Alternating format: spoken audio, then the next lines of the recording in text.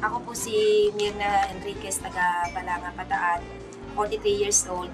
Nagkaroon po ako ng alopecia. Ang buhok ko talaga pong totally nalagas po yan, nakalbo po ako. Pumapasok po ako sa office na naka-scarf lang po ako. Kaya akala ko ng iba, para ako nagkaroon ng cancer. Naging sakit ho ako, pati menstruation ko naging irregular. Tapos marami ako naramdaman na iba-ibang sakit. Sinubukan ko. And nakita ko talaga ng magandang naging result sa katawan ko.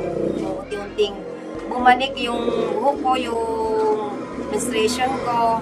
Tapos yung ibang mga dati kong sakit na nararamdaman, nawala. Ipapasalamat po ako sa crypto, sa Noble Life. Talaga pong, kung hindi dahil sa crypto, hindi ko ma-reach itong gantong sigla. Bumalik yung lakas, totally po. Gumanda talaga ang pakiramdam ko.